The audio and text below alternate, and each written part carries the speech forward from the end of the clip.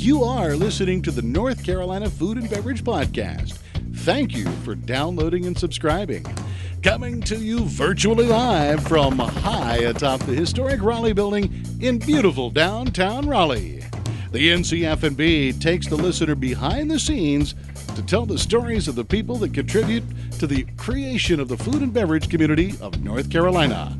And now, the misfits in the dish pit, the faces of the front. They are Max Trujillo and Matthew Weiss. Hello, and thank you for listening to the North Carolina Food and Beverage Podcast. I am your co-host, Max Trujillo. And I am your co-host, Matthew Weiss. And today, we are talking legendary. And this man literally needs no introduction, but for the sake of our show, it's a podcast, and so that you can become familiar, and it is a podcast, the pitmaster himself, Mr. Ed Mitchell, and his son Ryan Mitchell are in studio. Yes, sir. We're here, man. How you guys doing? Oh, man, we're super excited to have you on here. Talk about just that you can't do a North Carolina Food and Beverage Podcast and not have the Mitchells. And, Man, you know, initially I would have Mitch. just said have Ed Mitchell on. But as we delve deeper into the whole story, Ed, it's not just you. Your son played a pretty pivotal role in what's going on here. And before we get into all that, too, we do have a fly on the wall. Yeah. Quite the accomplished barbecue man himself. Kyle Sutton. He's the other half of Bestow Baked Goods. It's been a featured sponsor on the show. But Kyle is a good friend of y'all's as well. And, Absolutely, man. And ours. Yeah. And Kyle was like, dude, I just want to be in the room when this podcast is going on. So Kyle, you can say hi real quick. Thank you guys for having me, man. Happy to be here. Super excited about what Ed and Ryan are doing in barbecue, and thanks for letting me hang out. Heck yeah. So, Max, let's take the story back to the beginnings. I'd say for 1776. 1776 when it all you guys 1859. you guys are most known around these parts in the Triangle for creating the pit. Yep. I would say in Raleigh and Durham, but It started way back before that in Wilson. And Ed, you came back to help your family store. That's and correct. The story goes is they had a smoker out back, so you started making some meats and stuff. How did that exactly happen? That's as I always tell everyone. This wasn't a planned deal. This was sort of like a fluke, really. Of course, my family is known for cooking barbecue in the Wilson area. My grandfather and my father and my uncles and of course on all holidays we prepared and cooked all of our barbecue. We didn't buy any. Okay. So I was fortunate enough to be in the mix in the early part of that transition. And what happened is, unfortunately, but fortunately, because he's in heaven now, my father passed. I think it was 92. And you were doing what at the time? Yeah, I was I was working at the time in Raleigh, believe it or not, at the Department of Labor as a labor representative. So I was working, but before then, I was actually in the Massachusetts area. I was in Waltham, Boston area. Oh, yeah, that's where Brandeis University is. Yeah. Yep. And I came back home as a request of my mother. I didn't know that my father was as ill as he was. So I came back, and now the story behind that is that they always have had what we call a mom and pop little grocery store that sits on the corner of Ward Boulevard and Singletary Street there in Wilson. And they took pride in getting up at 5 o'clock in the mornings and go down there and open up the store and catch the school kids coming in selling them penny candies and stuff like that. So, and they spent most of their day there at the little store. And my mother would always prepare lunch for my father. So what happened when my father passed, I came in one day and my mother, she went back to the store, went back to work. And my mother seemed to be a little down, spirited. So I said, "Oh, what's up?" She says, "I don't know. I've been here all day and I haven't made, but I think like $17 or something of that nature. It was a small amount." And but she had she didn't change her routine that she was doing when my father was living there. She's already had started cooking their lunch. She has a pot of greens on. I could smell them and some other stuff. And so I said, "Oh, Mother, it's going to be all right. Don't worry about it." what do you want for lunch? She says, well, I got a taste for some old-fashioned barbecue. Well, I knew what that meant, because we did it all the time. So I went down to the local supermarket and got a little small guy, about a 35-pounder, and I came back. A whole hog Whole hog, yeah. Okay. Little guy. A little guy, a little small 35-pound hog. Yep. Yeah, a little pig, really. Yeah. And came back to the store, and we had a grill back there in the back that we always use to cook chickens or whatever. So I pulled the grill out and got it ready and seasoned the hog, got him ready and put it on. And I told her, I said, well, we'll have a late lunch. I said, because he probably get ready about 2 or 3 o'clock. She said, well, that's fine. Nobody here with me and you. And so. And 35 pounds of hog. Yeah, and 35 pounds of hog. Well, it's not a lot. Yeah. It's not a lot, but it's more than what we could consume. Right. And so I put it on and I left, and I don't know what I did, but I went out. But I came back, as I said, around about 2:30, and it was ready. So I got him up and chopped him up and seasoned him, and he was real good. And so I got me a scoop of them greens and some cornbread that she had made and some, I think, butter beans or something, and got me some of that pig, with the skin. So I was sitting in the area in the restaurant, it's a little small place, sitting behind the bread rack, and I was kind of scoffing it down, And so somebody came in the store, but they normally come in and they buy hot dogs because, as I said, she had a fresh food market, and they sold loose wieners and stuff like that, 50-cent piece of this or whatever. So they came in with the intentions of buying some hot dogs. And so the pail of barbecue that I had chopped up was sitting there on the counter. And the whole place probably smelled magical. And it was, buddy. And so they looked over there and they saw me over there eating, and they saw the barbecue. They says, "Oh, Miss Mitchell, y'all selling barbecue now?" And so my mom looked at me because it really was just it was late lunch. So she looked at me and mouth all full. I just nodded my head. It's for sale now. It's for sale now if you want some. Yep. And so she literally, fixed the guy, I don't know, a couple of sandwiches or whatever it was he bought. It was so insignificant that I didn't even pay attention to it. I just kept right on eating, and she fixed him whatever he wanted, and he went out the door. And so, long story short, we finished our late lunch, and I said, well, listen, I'll be back by the time you close. And she says, okay. So I left maybe about 4 or 5 o'clock and went someplace and came back. She normally closed about 7:30, 8 o'clock. So I came back to the restaurant, and she was all bubbly. And I says, oh, good to see you in good spirits. She said, yep. She says, I sold that barbecue. I said, get out of here, Mom. You ain't so. She said, I sold every bit of it. I said, okay. She said, I said, did you make you some money? She said, yeah, I made me some money too. Yeah. And by that time, I had already locked the door, but somebody came to the door and was pushing the door, shaking the door, like trying to get in, and we were closed.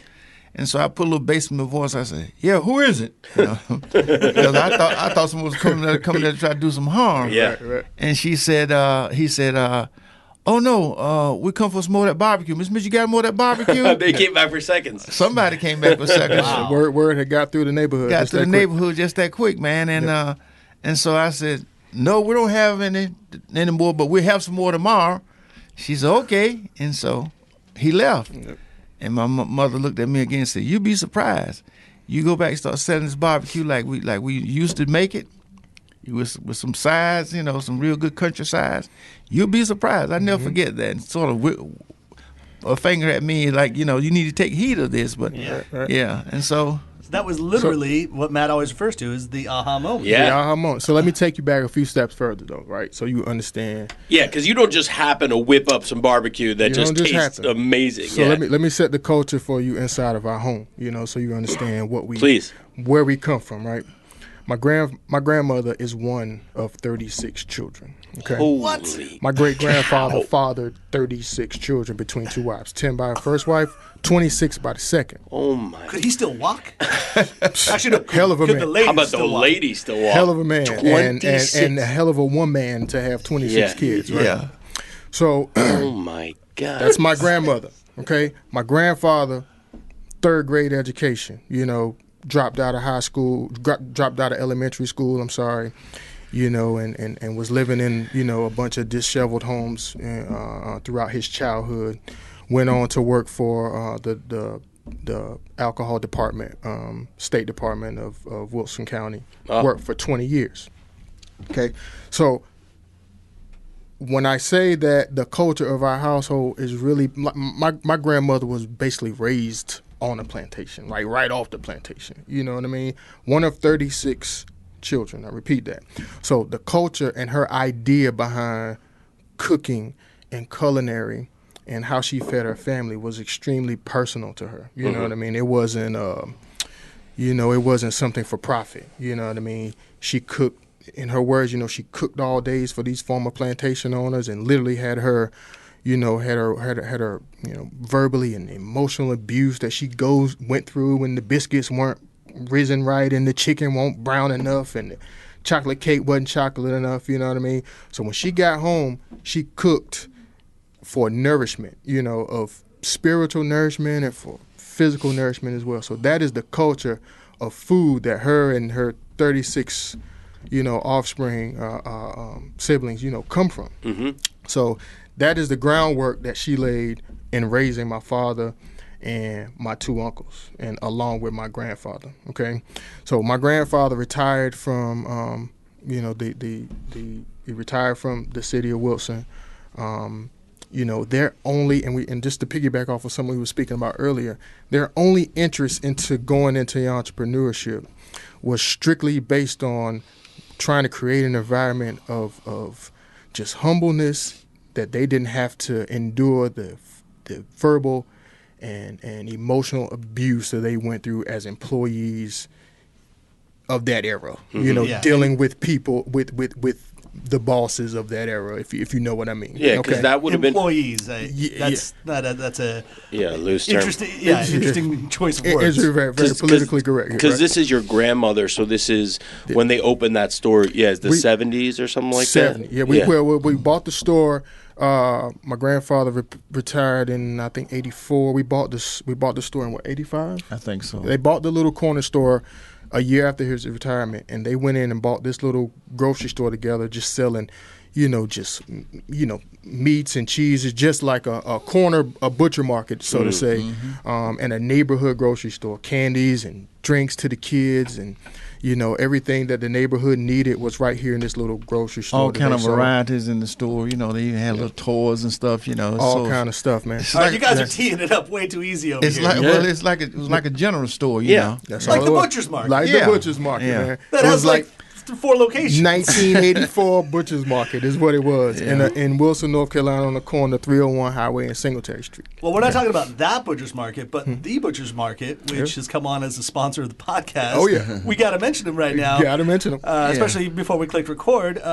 Turns out you guys are fond of the Butcher's Market. Very fond of the Butcher's Market. I got, when we go get our shows, we have little smaller delivery jobs and catering jobs we do for offices, and I can't get the big deliveries. I go right in there and to the butcher's market. Go to the butcher's market, man. That's a point that those guys made that I didn't think a lot of people knew. We didn't know that they do a lot of wholesale to restaurants and catering. Yes. The butcher's market, you can go there for any of your needs. They have all the different cuts, the different meats. They have hard to get stuff, like we were talking about kangaroo and some like emu and things like that. But aside from wild that, game, they all got kind of stuff, man. And I'll add that when you talk about an employee there, that is a true employee and quality of life. Absolutely. And they really nurture people. And if you want to learn how to be a butcher, as a matter of fact, they are looking for people who want to become butchers, and they will train you there. You can come in with virtually no experience, just a want to do, and it's a really great environment to work. And they're opening up a new location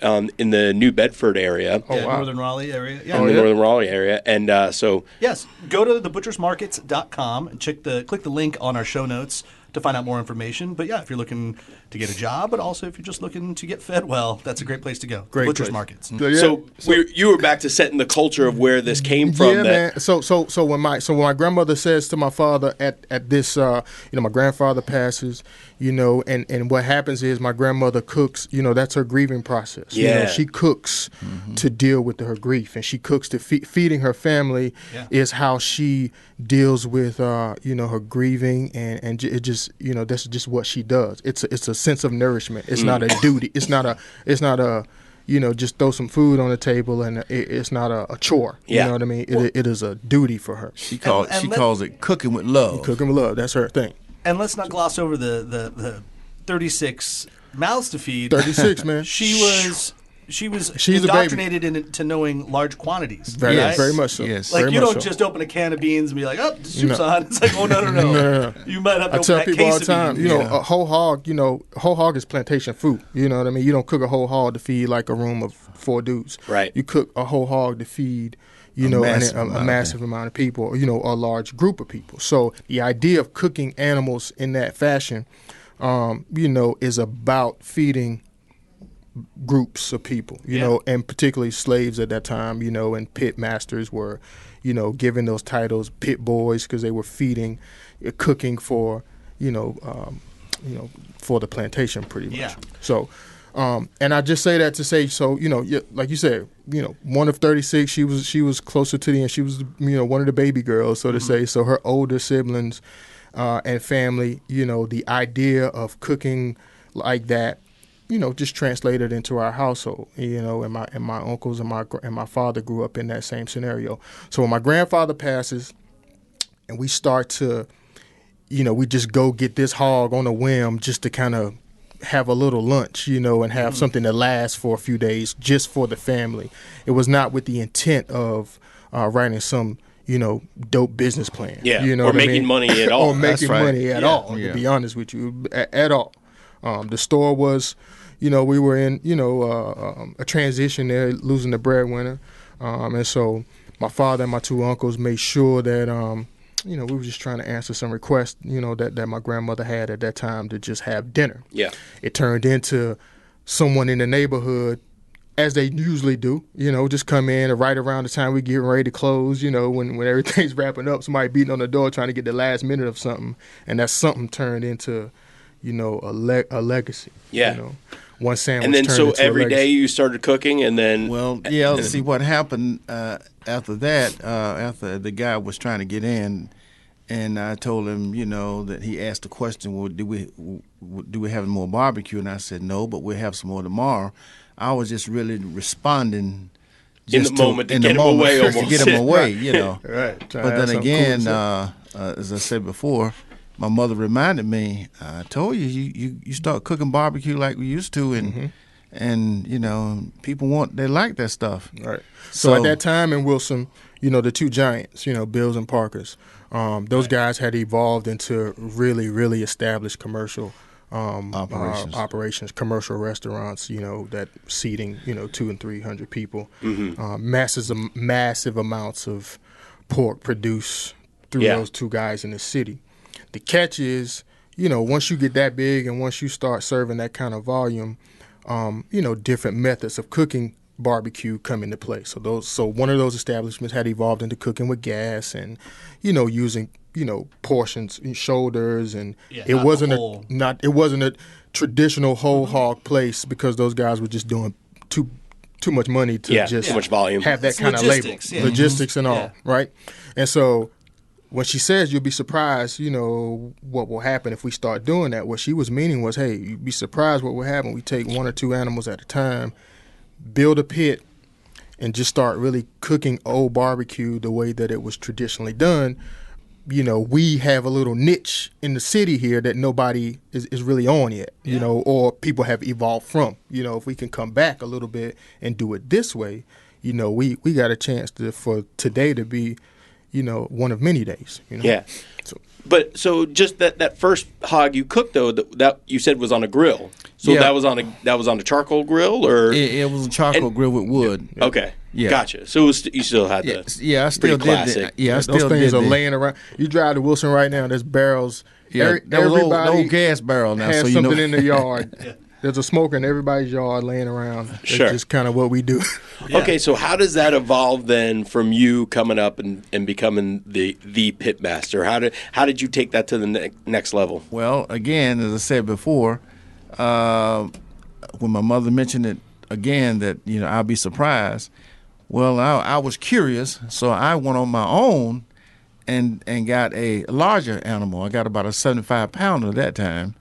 And like the next day? Like the next day, and put him on and prepared it, and just to see what happened. And so it took about a day and a half, and that was gone. The word that got out in the community that we were selling this kind of barbecue with the skin in it and cooked over wood and charcoal. And so then next thing it was all over town. That's what we were doing. And so we were getting a lot of business because we were going back to traditional way of cooking it. Yeah. As opposed to what the other operations were doing. Yep. So when it's gone, it's gone. When it's gone, it was gone. That was just the method of it, at that time, until we kind of figured out, oh shoot, like we making, this could be something serious. Yeah. And then, this could be lucrative. Yeah. Yeah. And so as we kept doing it, and it getting larger and larger and larger, the reputation started getting out. Then the news media got involved.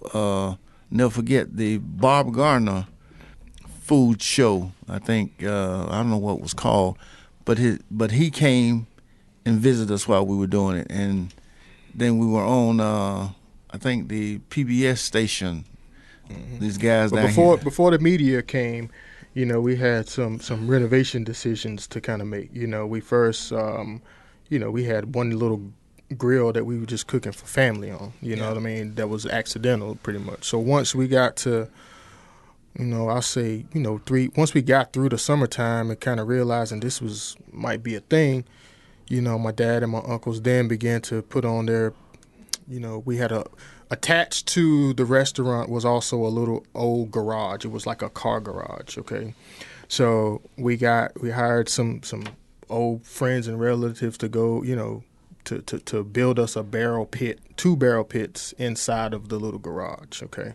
So we got that little garage restoration, homemade, garage restoration, unpermitted pit house out there on the side of the connected to the store, okay? And then we ended up converting the store with, every other week a cooler came out and a stove went in. You know what I mean? Like a slow improvement, like a freaking. A shelf where the bread was at came out, and a low boy went in, a fryer went in here, there, and over the course of 2 years, we had a decent kitchen in there, and a smokehouse. Okay, so now we cooking. And how many pounds of pork are you doing at that point? We're rolling through like 2 hogs a day. Okay, still small, but like enough that people understand. That's still a lot of product. We were doing product. It was a continual cook. Right. Yeah. So then faith and destiny picks up then, right? So now, he's committed to doing it this way, him and my uncles, and another gentleman that was a distant relative of ours by the name of Mr. James Kirby.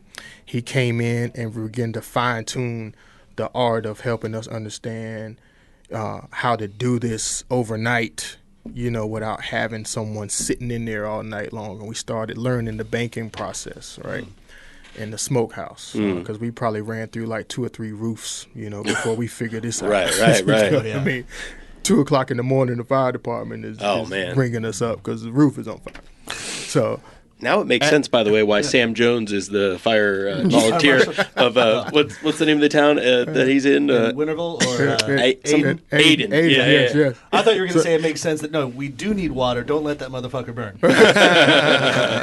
So I'm trying to get you. I'm trying to get him to the aha moment of culinary. I don't want to use the word stardom, but culinary recognition. Well, let me frame it a little bit because not getting ahead of ourselves, but this year we've read many articles and I agree with it too. This is the year of barbecue in Raleigh, right? Like this is I think we counted that roughly 11 new barbecue joints are going to open up in the Triangle proper area. 11. But when you guys opened up the pit in Raleigh, you kind of set the tone, and it was the only game in town. Now, with respect to Clyde Coopers, they've been here for a long time too.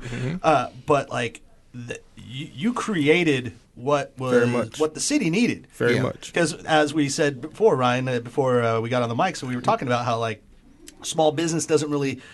You don't get that like generational food upbringing. We were actually talking about Vietnamese restaurants, and in Charlotte, northern Charlotte, there's a great subculture of Vietnamese restaurants out there. And I was like, but now like you don't get a lot of people moving in to open up a Vietnamese restaurant. You get people to come here for other industries, like finance and tech and whatever. And it's like so they're not bringing their grandmas with them essentially, and they're not like learning the trades of all that. But you guys had that infrastructure from the beginning, from the very beginning, and that's what's great now is so that you have been able to help.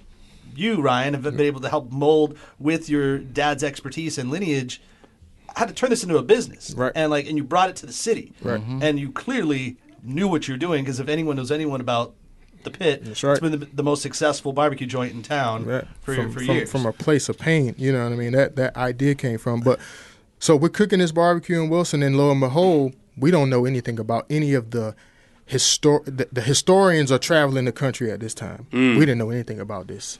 And they are doing a trip through the Bible Belt. John T. Edge and the University of Oxford, Mississippi. The Southern Foodway Alliance is channeling through the South now, doing stories and history lessons on barbecue and pit masters. And we just so happen to be the only, crew family at the time, my father, that was cooking on oak wood and charcoal. So we just accrued their interests because we were kind of like, the last people left still committing to this labor like this, and everybody else was big, doing bigger stuff. And so now, when John T. Edge gets a hold of him and the Southern Foodway Alliance gets a hold of what we're doing, it just turned into, a lifetime of it just turned into something that we couldn't even imagine was possible. And that starts the legend of Ed. Yeah. That makes me think of legends and stories like this and places you can read them is at the Folks Foundation. Folks Foundation is crafting stories of North Carolina artisans and media and consumer packaged goods. And they're starting off in New Bern, but they're going across the whole state. And they became friends of ours because of what we do on the podcast, telling these stories as well, or hopefully even just listening to these stories as well. Yeah. For listeners, if you guys want to be a part of the Folks Foundation, they are an organization that is membership driven. So you can sign up, become a member. There are different levels of membership. You get their publication that's released every 2 months, but then also you get access to events and features that they provide as well. So go to folksfoundation.org to learn more and click the link in our show notes. You've got a lot to do, everybody, our listeners. You got a lot to do. A couple call to actions. A lot to do. Yeah.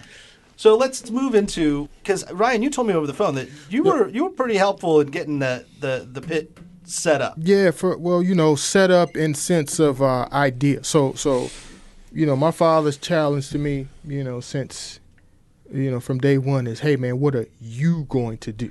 Okay, what are you going to do? Because I cook. I cook, and I've taken this thing to a level that quite honestly, nobody of our ethnicity has, in this area. Yeah.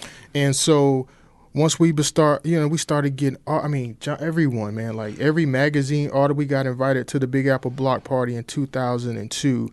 And we went through, 50 hogs in a weekend, and we went through 100,000 people eating pork, and we were getting invited to New York. You slayed Flay. Slayed,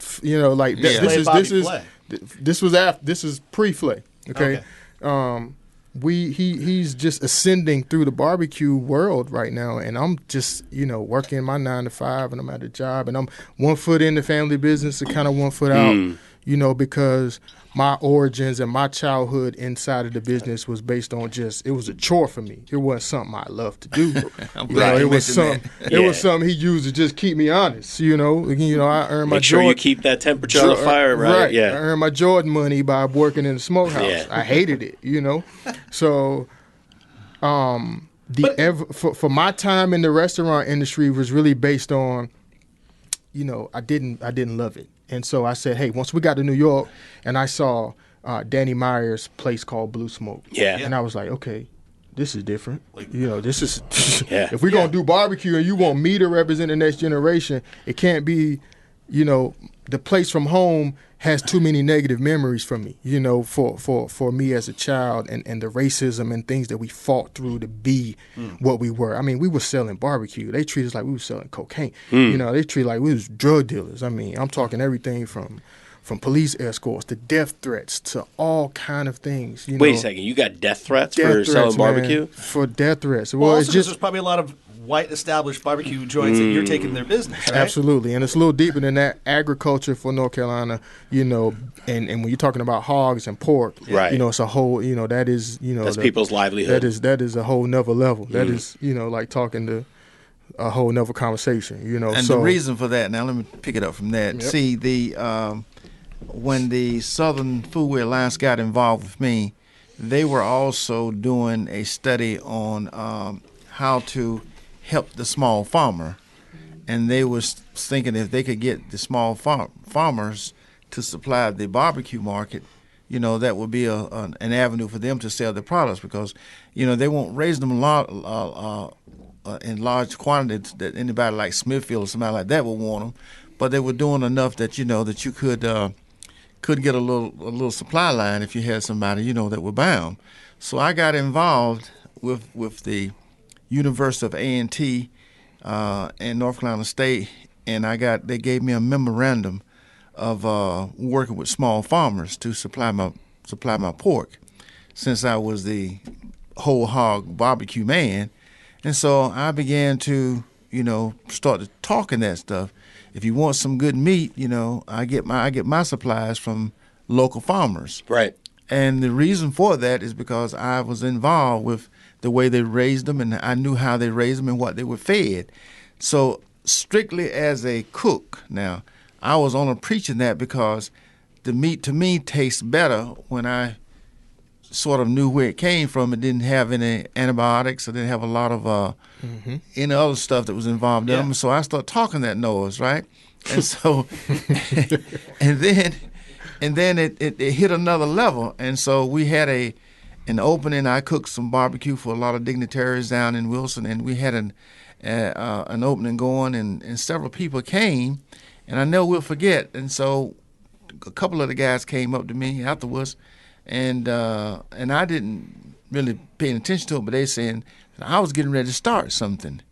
And I didn't know at the time what they were talking about, but they were saying I was telling people to buy this product over that product, in which I really wasn't. I was just saying, as a cook, I prefer having this animal as opposed to having that animal, strictly because just cooking that one made the food taste better. Yeah. So what I was really hitting on was that the local farmers weren't genetically growing their animals, and they had a lot of fat on them, which was flavor. If you understand what barbecue really tastes like. Yeah. But then genetically, you have these large commercial operations that was genetically engineering hogs that had less fat. Yeah, that was all the time of like the pork is the other white meat campaign, so they wanted to be leaner. They want to be leaner, see? Yeah. And I'm all in the mix of that, not knowing I'm in the mix of it, and saying this about it, and who is this guy down here, now? And I had a large following of barbecue connoisseurs,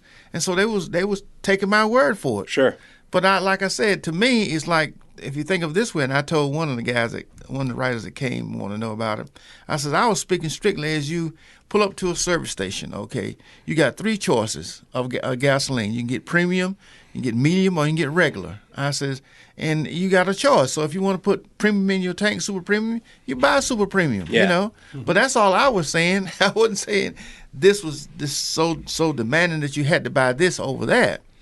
And so finally, as I went through the political struggles with that, and then people began to understand where I was coming from, what I was saying, the pressure started tampering down. And so I was on the forefront of talking about buying what you call organic hogs, a hog that wasn't, And so much so that you have actually now affected the recipe, so to speak, of how local farmers grow their pigs. Exactly. And so... And it's funny, too, because people talk about the word fat was like a negative word for so many years, and now we're like discovering in diet that there's good fat. It's it's good actually fat, better for you. All so kind of stuff. If we would have just raised these pigs correctly from the beginning and just let them be what they're supposed to be, it would be fine. Right. Let them do their thing naturally. In other words, most people didn't realize don't know, but see, a sow, she chooses her beau, to have pigs to mate with. But in a commercial operation, they artificially inseminate them. Mm-hmm. Oh, yeah. Yeah, which is okay, But you're tampering with you're tampering with what nature normally... not for the bow. That's right. You're tampering with what nature is normally the normal process of how things work. Right. So look, we're in New York now, right? 2002, Big Apple block party, and he and I, my uncle, my family was sitting in Blue Smoke, and we're talking about, man, like I never knew a setting like this for barbecue could exist. Okay, so we're talking about what is the next iteration of barbecue going to be if I decide to be in the restaurant industry. At home, those signs used to say, whites only, and they had, in my mind, had just came down, because those barbecue places my grandfather used to take me to when I was a kid, we only could go through the back door. Okay, so and I am not that old, to have to see that, to know that. Okay, so that's in your living memory. In my living memory. Okay. So when you ask me, hey, son, you're going to be in the barbecue business, you're going to be in this place, in my mind, I'm like, nah, maybe, I'm just trying to, get up out of here, and I'll come back and retire to it. Yeah, and you're whatever the family, whatever. You're educated at this point, right? You went to ECU and had like a pretty good, we're doing well for yourself in the quote unquote corporate world. Exactly. Doing okay. And so my dad says, hey, when I see this, I'm like, maybe if we can create something like this, I might be interested, because my generation wants to just be a little bit more comfortable. And then the dollars and cents of it is that, we get $2 for $1.80 for a barbecue sandwich at home. We create a plant. I mean, they're getting $20 for a sandwich. Yeah. I'm like, okay, so the business model of what pork could be, had not trickled down here yet. It was just Southern stuff. So when we talk about creating the pit, he and I, he comes up with this idea, that we can do this, take it to Raleigh, and we meet, someone who's willing to kind of go along with that idea and hear him out on his vision of what the place could be and what it could become based around a celebrity barbecue chef, because there hadn't been one built around one yet. And the dollars made sense, and we became the first place to get $20 for a barbecue plate, right down there on Davie Street, and create an environment that had not been seen yet with that type of cuisine. Okay, so that was kind of like, for us. Full bar, great service. You've got a full wine list. Like that's not. Right. That was not what a barbecue joint was. Most even today, that's not what many barbecue places are. Yeah, exactly. But why not? Why wouldn't you want all the great things that a fine dining restaurant would have, right? And the barbecue, right? Yeah. And put the emphasis again on cooking barbecue that you have sourced locally. That you kind of can stand behind what a chef would say is a fine quality of meat. Yeah, and that's what I brought to the downtown Raleigh area. Mm-hmm. And one of the other challenges was, okay, how can I do it and prepare it as close to naturally as I did in Wilson? So I came up and designed what is still there now, a pit, an inside pit, cooking pit. And so I could still cook with wood and charcoal. Mm-hmm. And we had to satisfy the fire department and safety and all of that with the unit that we came up with. And when we did that, then I could continue cooking it as close to that must have been one hell of an Ansel system and hood system. Right. It was. I mean, it's still hard to get done. Damn, man. So obviously that gave you the name for the restaurant, but I'm curious as to, because you have this name that is iconic even at that point, why was it not Ed Mitchell's The Pit? Well, that was a fault of my initially own. we had Ed Mitchell was on the undersigned. Okay. Okay, so when we decided to part ways, we took his name off of the signage. Gotcha. It was Ed Mitchell, but the Pit was always the tag logo. And anytime you going into a partnership like that, it's kind of, we were holding some and they were holding some. It's Sure. like I'll give you usage of my name, but not my name. Yes, okay. yeah. And so we will share the rights to the name of the restaurant, because we can create another name for a restaurant. Sure. But you can't create another Ed Mitchell. Yeah. Okay. So we'll give you time and usage of the image, and and whatever's there now is just riding on what used to be. So how long was this partnership? How long were you there at the Pit? 7 years, 07 to 11, 07 to 12 ish, 5-ish years. Yeah, 5-6 years. Yeah. We in 7, 8, 9, 10, for 6-7 years, man. We busted it out. Yeah, we did some serious numbers. Durham opened when? Durham opened after, it was a year after our separation. Okay, yeah. So you didn't have know, anything to do with the Durham didn't have location. anything to do with Durham. We were they had understood that we were going to Durham to open up another restaurant, and so they decided to to try and get in the field of play as well. And so, not to be all inside baseball, for those that know, that's Empire Eats, that's Greg Hadom's company, and he has like Raleigh Times and Gravy. He's got a lot of places out around, and still currently, thriving, and still probably like one of the most profitable restaurants in the area. For sure. But that leads me to why we're talking right now too, and a timely discussion, because you're about to throw yourself back into the ring. Absolutely. Absolutely. With the Preserve. With the Preserve, man. Dream comes true. I mean, we say back in the ring, the plan was to take some time off from the traditional restaurant business and just kind of map out the right plan. And so what we did was took some time to really kind of hone in on our brand and branding. We got our sauces done. We'll be in over 1,500 Krogers. We're in Sprouts and Earth Fare right now nationally. Yeah.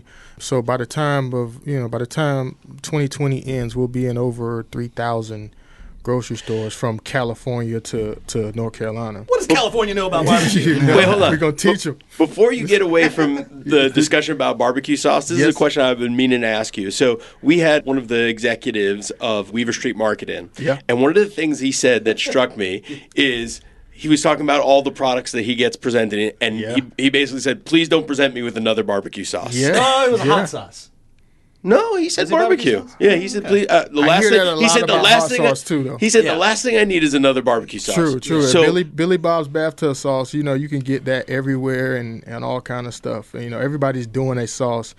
We were fortunate enough to be able to be presented with an opportunity to have a little bit of a different lane. Barbecue had not been, the negative connotation that goes with barbecue and Southern cooking, has always been attached to all the health concerns. Yeah. Right? So we were on a mission to try and alleviate some of that, and take away some of that stigma that gets along with cultural foods, specifically for African Americans. Sure. So we created a line of barbecue sauces that is sugar-free, and it really uses vegetable purees and as the sweeteners. Okay. Butternut squash, carrots. So plant-based. Plant-based sauces, but the thing about it is that, like, that's awesome, by the way. Vinegar-based sauce and sauces that my dad made and my grandparents made growing up, they were already this way. Like, they didn't get add tons of sugar. They didn't get turned into these sugar bottles until recently. Yeah. I mean, so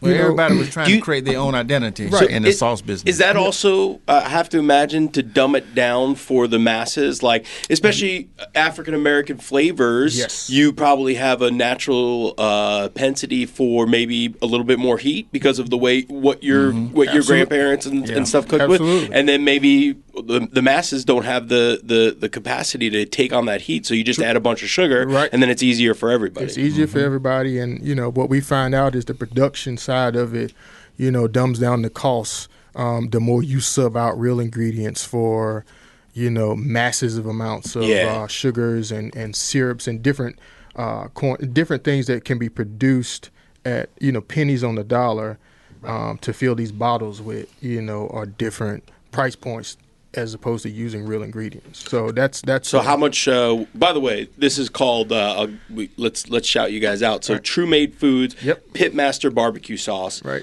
And you said you can find these at Kroger's, but there's no more Kroger's in North Carolina. So Harris Teeter will be so as far as company.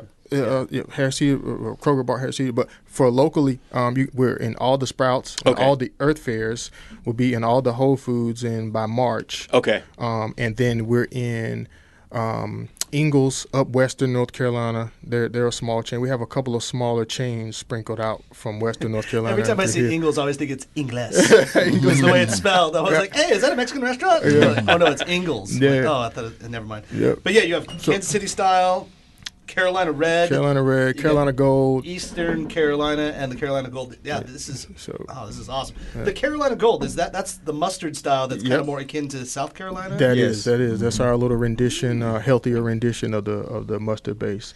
Awesome. But a rebrand is going for all the bottles. It'll be his photo and everything on front. So we'll be Whole Foods drove us to do a better job at branding the bottle with our imagery, and so that'll be the next rendition. So let me guess, Ed's wearing overalls in the picture. Oh yeah, Ed, how many pairs of overalls do you own? About 12. Nice. You know what, Max? It makes me think that I'm not sure, but I think you can buy barbecue sauce also at the Triangle Wine Company, which is another of the great sponsors of our show. Yeah. And also, I bet we could do a great event where we could find the ultimate pairing for barbecue, because I am always looking for the ultimate pairing. And I think not unfortunately for me, because I'm a wine lover, but I think it might be all different types of beer. But it's probably different depending on the sauce, depending on the meat, depending on the way it's cooked. Yeah, you gotta flex, Matt. Come on, flex that sommelier knowledge. That's right. And nonetheless, if you're looking for it, the Triangle Wine Company definitely has it, no matter what pairing works. Okay. Whether it be wine, beer, vermouth, etc. They have 4 locations, and there is a 5th coming. Shh. So they're Breaking news. Yeah, they're in the Holly Springs area, right next to the Butcher's Market and soon to be Bestow Baked Goods. They are out in Southern Pines. They are in their flagship in Cary, and then they have one great store in Morrisville. You can use the NCFB promo code and receive a discount within the stores or online. Just go to thetrianglewineco.com. You're shouting out all my favorite places, man. I didn't know you guys were connected. Yeah, we're connected. I would say, just thinking about it with barbecue and wine, my vote, and especially considering the conversation we had about all this tariff stuff happening with European wines, and that our European wines might go up, exponentially, 100%. Excuse me. I think let's stick with the old California Zin. Big old juicy Cal Zin. Juicy, spicy. I think that would go real well, especially if you don't have tons of sugar in your barbecue sauce. I think the sugar is what many times would fight the wine, the acids in the wine. Yeah. So you go low sugar sauce and go with a nice fruity, big bold. You just need a lot of acid in the red wine, right? I think that would be key. Well, I think I don't know. Have the acid. The barbecue has the acid. You can have a juicy, fruity wine. Yeah, I think that would work. And Sweet also, reds, man, is what we gravitate to. Yeah. With like a sparkling Gamay. Yeah. Well, I don't even know what that is. Yeah. It's like sparkling rosé. Okay, yeah. Non-sparkling sweet red. Because the smoke, like if you're really cooking with charcoal, and you can really you really taste it. Like there's grilled food on a grill, and there's smoked meat, smoked meat. So for us, we When you say sweet red, though, do you mean like high sugar? Or you mean it just could be like opulent fruit and robust? Just a robust So there you go, fruit. Max. Your initial thinking was right. All right. So beyond the pairings, and we could spend all day talking about pairings.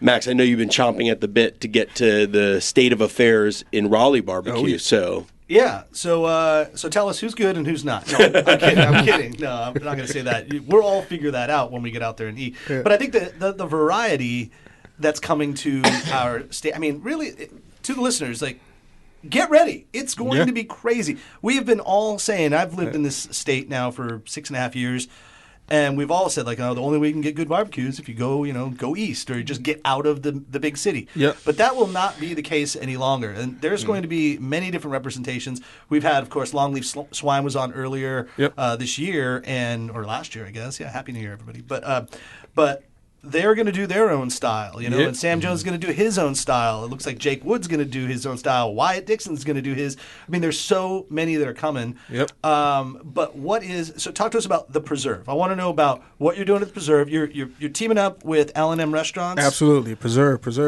We're teaming up with L&M Restaurants. The That's wonderful Lou folks over there, Machakas. Lou Machakas and Amber Machakas as well. Yeah. The two kids of the next generation. My dad and Lou are, old friends from way back, and so we kind of, they position us to kind of take the family business to the next level. So Amber and I and our families together are creating the Preserve. The Preserve is going to be, just the return of really true, authentic Eastern North Carolina barbecue. We'll be smoking whole hogs in there daily, oak wood and charcoal. My dad's going to be leading the way on the culinary side. We'll have another chef that we'll bring in to try and, update some really good sides, some non-traditional sides that we're going to do. And then we're going to also have the traditional collards and cabbage and black-eyed peas and rutabagas and all this kind of stuff that we had, in our original restaurant in Wilson, North Carolina. So, man, I'm just excited. A new rendition of what old school barbecue is, and the environment is going to be really dope. I'm excited to get back into a freestanding building because that's critical for really smoking, barbecue and overnighting, and the amounts of meat that we plan on doing in there gives us a lot of flexibility in the kitchen. And what's the atmosphere going to look like? Is it going to be a counter service? Is it going to be waiters? It'll be seated. It'll be weighted. It'll be weighted.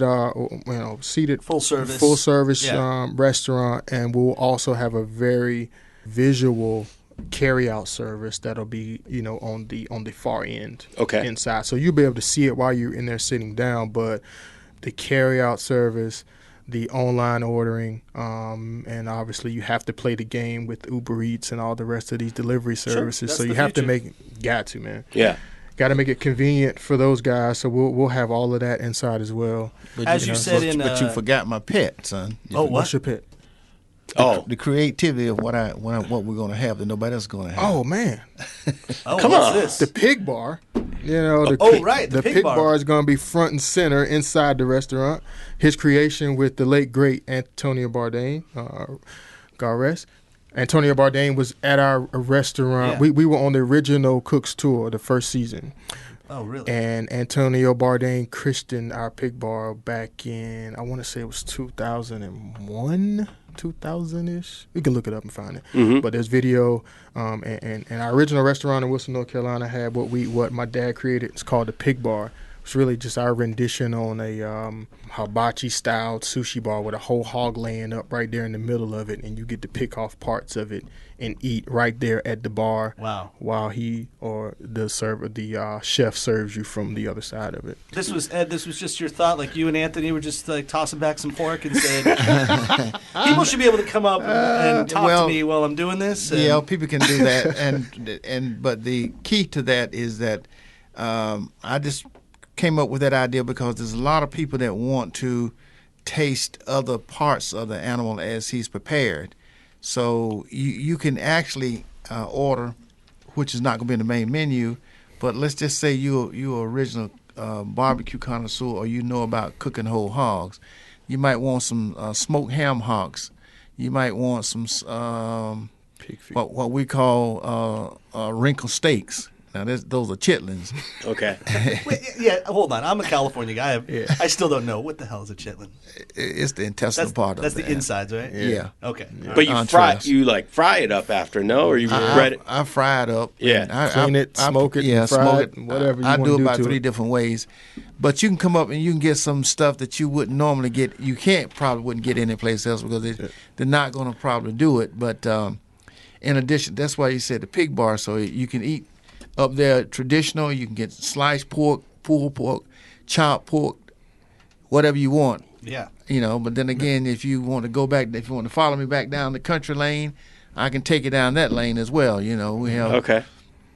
But the visual of being able to sit right here and eat off of a whole hog right in front of you, Like a pig picking. like an indoor pig picking, but you'll have the bar will be seated and the table will be placed in front of you like you're sitting at the bar, just like we're sitting right now. But there's a pig in front of us. I want to put Kyle on the spot here. Kyle, if you walked up or when you walk up to this pig bar at the Preserve, what are you going to be selecting? What are you going to be looking what for? questions do you ask Ed Mitchell when you get to that pig bar? Man, so I think the beauty of whole hog barbecue is being able to have a little bit of everything, right? There you go, my man. That's the distinguishing character between doing a shoulder and doing a whole hog, right? That's because you have the belly, you have the shoulder, you have the loin. So to me, the ultimate plate of barbecue is all of these things. A little bit of everything. That's right. Yep. That's right. That's awesome. True indeed. And then we're going to have a special drink there, which is my tradition. Is if you want, you can have a glass of moonshine. Okay. Yeah. Oh, yeah. Any particular moonshine you guys fond of? Is there anyone local that you like to use? I like the guys over at Topo. Yeah, and then Top of the hill. and then there's a bunch of local stuff that that our we friends have. at Pine Top, they make a good Pine Top. I've seen those guys for sure. Make a good one, grain to glass out here. Yep. Well, other friend of the show, Gina Stevens, who owns Raleigh Magazine, broke your story about you guys opening the place. Yep. But one of the things, and congrats to Gina and her recent engagement. Oh. But in the magazine, Ryan, you're quoted as saying that the building and having a building that you own and not renting out to somebody else is really important. And so partnering with LM is key, because let's talk about the building and even where you're located and all, because having the right building would be instrumental when you're doing indoor smoked barbecue and all. Mm-hmm. Absolutely. And that's, one of the, like I said, one of the most exciting parts about, so prior to this venture, we were combing through a handful of opportunities, to be quite honest with you. Strip malls. We had a couple of places over in Briar Creek. We had a couple of places in Cary. We had a few developers who were presenting us with opportunities to go into into buildings with buildings over top of it. We didn't have such a great experience with that before. And so my dad was really adamant, as was I, hey, when we're going to get back in the true restaurant business, we have to get into a freestanding building and somewhere that just allows us to do our thing. Barbecue buildings, the business in general, the labor that goes into grabbing whole hogs every day, man, it is a very labor-intense and a very, I don't want to use the word selfish, but the cleanup and the mess that goes with it, you just can't share that space with everyone. Mm-hmm. You're so responsible for making sure stuff gets cleaned up right. So the smokehouse and the idea that it's tucked away in industrial zone, the idea that it's right steps off the creek, the Crabtree Creek is going to run through the back of it. They're doing a whole rezoning to where the trail is going to dump off into a few very special restaurants that are off of the trail. So we'll be one of them. One of the breweries is going to be another one. They're redesigning the whole trail. You can just get off your bike and walk up to the back door of a restaurant. This is going to be so amazing. Yeah, they're calling the area the new Midtown East, I guess. Midtown East, absolutely. Yeah. Yep. This is where Wegmans is, sort of, but a block down. Block away. Block around, right around the corner, Creekside Drive. Okay, I want to talk about something. The very first ale house, by the way. That's what it was. That's right. That's LM was that's their business. They have the Carolina Ale Houses. So you're refurbishing an original Carolina Ale House for this place. Correct. And we'll do a series of preserves. Nice. Yeah. All right. I want to talk about something about specific to Raleigh and the Triangle is what has been, and I guess it's more Raleigh because you do have some really highly regarded barbecue places out in Chapel Hill and Durham. Right. But Raleigh specifically, aside from Clyde Cooper and the Pit, which is now, since you've been removed a couple of years, a little bit different. But what has been the challenge? Why has Raleigh not had this classic barbecue place? I mean, we're the capital city. I don't know, quite honestly. I do know that if you really want to do barbecue, there are certain things that you should and must do to have it authentic. Mm-hmm. And I just think a lot of places want to take shortcuts as opposed to doing it traditional. Now, traditional barbecue is whole hog barbecue. I mean, and the reason for that is, again, There's every portion of the animal has a different flavor profile, and so you are able to have some of the bacon, some of the ham, some of the shoulder, all different, chopped up, seasoned up, and served. And a lot of people just want to specialize in certain parts because it's easier for them to prepare, like a shoulder or a ham. Yeah. But when you do that, you're just missing so much of the full flavor of the animal that, if you haven't had it, But why would that make a difference depending on where you are? Is it logistically too hard to do that? Well, I wouldn't say, because I'm not going to say it's logistically too hard. But in other words, it's something that you got to put your money where your mouth is, your labor where your mouth is. Yeah.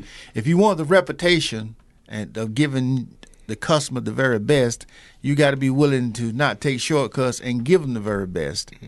Not just because, okay, I got a barbecue place and I can come in, I can serve you some pork, right? And then if you haven't had it all, you might be pleased with just getting just one flavor of the animal. You know what I mean? You don't know what you don't know. Yeah. Do you think that it has anything to do? Obviously, barbecue is super regional specific, and in Raleigh specifically, it's Central North Carolina, and maybe there's no definition because in South Carolina you have the mustard sauce, and in Eastern North Carolina has been known for the vinegar sauce. But maybe that doesn't necessarily define Central North Carolina, and maybe that's why now all these restaurants are coming in, and maybe somebody, you guys, will define a Central North Carolina barbecue. Yep, and that's essentially where I was going. I think if you just talk about Raleigh specifically, there hasn't been, besides us and the originals like Clyde Cooper, there hasn't been someone to come here and really define it and take the weight of it being the capital of the state, and this is what we're going to own this method, and we're going to own this taste for Central North Carolina. If you just look at it, the guys from back east, are really committed to, only being that, and it's very hard to get up here. Sam Jones and those guys have been in the game for just as long as we have, and they're finally migrating up here. Yep. And if you go back west, that idea of barbecue. There's not enough. There wasn't enough, demand for, red sauces and all that kind of stuff here. And so it's just the sweet spot between, Eastern and Western North Carolina is what Raleigh is, and so we haven't been able to really define it. The other part, if you just want to, my architectural technical side of me tells me that, to be quite honest, when you go into these freestanding buildings are very important, and I can't stress that. And I honestly think that was one of the reasons why the pit was as successful as it was, along with our idea. It gives you, if you're going to go into, a strip mall type of area, the health departments, and they're going to come in and dumb it down to the type of equipment that you can use. Sure. And that means you're going to be using the same equipment that everybody else has, which is, A, B, C, D smoker, put your meat in, press a button, because that is the only thing that's going to get clear for those type of buildings. Now, there's been a few buildings that have gotten better at adding different types of stuff, but that's the other side of it. That makes a lot of sense, yeah. I don't want to play a devil's advocate here, though I like being that person. The only thing that could be unfortunate with all of this barbecue coming here is that the beauty of the trek out to the smaller towns, like the Wilsons and the Wilbers and wherever else you go, Aden and all, could become a thing of the past, right? True. If you're not going to drive out to Winterville to go to Sam Jones, you're not going to go out to Wilson to get Parker's if you can get everything here. So at least everyone know that, whereas the barbecue's coming to you in the big city, you got to still support local, and you got to be mindful of like where it all kind of came from. True. And the journey to go out there is kind of fun in itself because it's beautiful when you start getting out of the city. Absolutely. And understanding that I'm a Y Guide's dad, right? Like we're a daddy-daughter thing, and one of the tasks that we have as a Y Guide's dad is to tour. It's a barbecue tour. Yeah. Is to take your daughter to a barbecue place that's outside the region. So I still say to everybody, you got to uphold that tradition because that's the building blocks of the North Carolina food culture. Very much so. Very much so. Well, one of the things, again, that I think is essential for us coming to Raleigh back to Raleigh, I should say, is that out of all the events that once we got recognized nationally that we've been involved in, we've been able to be successful. So we have a reputation as North Carolina go-to guy to get the good barbecue, the whole hog barbecue. Now, so when we locate in Raleigh, it's very accessible to people that are traveling the country. Right. And coming to Raleigh now is the capital. So why not have the? Oh yeah. A lot of our business and success was, out of staters who flew here. Oh, I'm sure. And came to visit and experience barbecue in this area. So, to your point, Max, I think the people who live here, should and will always make those treks out to Kinston and Wilson and Rocky Mount and get that ride-along experience because it's really, really important. I agree. But then the Chicago businessman comes in. Right. The guys, North Carolina barbecue. Right. The guys who are There following your Facebook page and your Twitter and your business pages and just watching all these shows, those guys take trips from other states and then they get here to Raleigh. And I think that's what guy like Sam Jones, I know he's realizing that because he's a very big name, and I think he'll do well up here as well because he's people are looking for him and they can find him a whole lot easier here than home. That makes a lot of sense. Well, gents, before you get out of here, for one, thank you all. Thank you, man. Ed, I see you proudly wear that Vietnam veteran U.S. Army hat, and for that, we will say thank you for your service. Thank you. And there's not a lot of you guys around. No, it's not. So when you see somebody with that hat on, you say thank you to them. Appreciate it. As the music's playing, I wanted to also let you all know that you're going home with at least a couple of pints of Proof alcohol ice cream. Make sure you think differently about dessert because Proof alcohol ice cream is infused with 7% alcohol. Yeah. You could get that moonshine, or you could get some bourbon, or you could get rum. Coconut rum is delicious, the bourbon caramel. So before we leave, you guys get yourself something out there. And Matt, what else you got? Well, guys, it's been a pleasure. Pleasure. It's pretty obvious why you guys are legendary, and I am excited for what the Triangle is about to taste in barbecue. So, Absolutely. Get some Pitmaster barbecue sauce, go to the Preserve when it opens, and you will eat and drink very merrily. Thanks for listening to the NCF&B podcast. And if you've stuck with us this long, review us on iTunes and remember, 5 stars are encouraged.